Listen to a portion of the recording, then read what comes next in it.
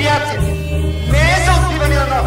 Около 26 човека, около 25 не бяха истини. Тъмнината зарея, съземници и черни разширени, сякаш с фуния поглъщат постепенно тъмна ефемерност, рефлектираща вътрешна разяреност. Кой ще победи накрая? Умът или сърцето? Интуицията показва ми едно, разума второ, а чувствата друго. Безмилостно дърпат ме, докато на късове не се разпръсна. Само аз и сянката ми сме навън, в умерения среднощен рамеж, но отражението в разновидните локви е на само единия от двама ни. Всяка капка е пълна с естетика, всички те са примирени, мирно падащи. Заедно малките прозрачни войни убиват тишината с друга по-величествена, чието шум ушите ни са избрали да игнорират.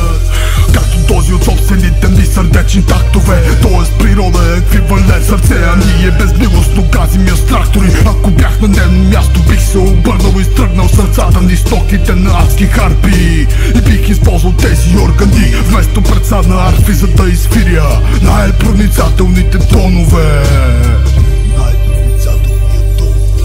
И както художниците често имат боя по себе си и дрехите си, така и поетите се отцапват със страничните мисли на преходите си. Налагат едно, доказвайки друго, порицани от натемида кантара, но накрая пак перла прибавят към низът на реалността. Защото то пише искрено. Защото то пише открито. Защото то пише за това, което иде отвътре. Не по задължение. Не за да отбия. Низ на реалността, от който близки спомени бавно се отромват, а далечни такива веднага ги догонват. Но за какво са те изобщо? Дали да ги гони или да ги оставят да ми ги отвлекат, като една Персефона в някое подземно царство. Низът на реалността е едно проклето богатство, проклето защото те преследва вовеки при живе. Богатство, защото представлява човешко изобилие, накацали бяло-черни като ляставици божиците.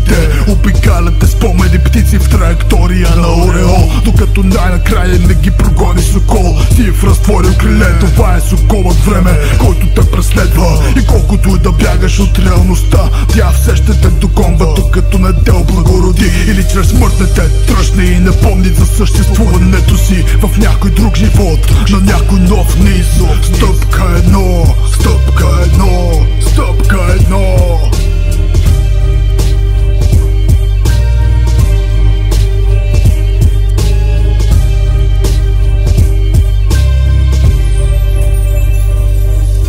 И както художниците често имат боя по себе си и дрехите си, така и поетите се отцапват със страничните мисли на преходите си. Налагат едно, доказвайки друго, порицани от натемида кантара, но накрая пак перла прибавят към низът на реалността.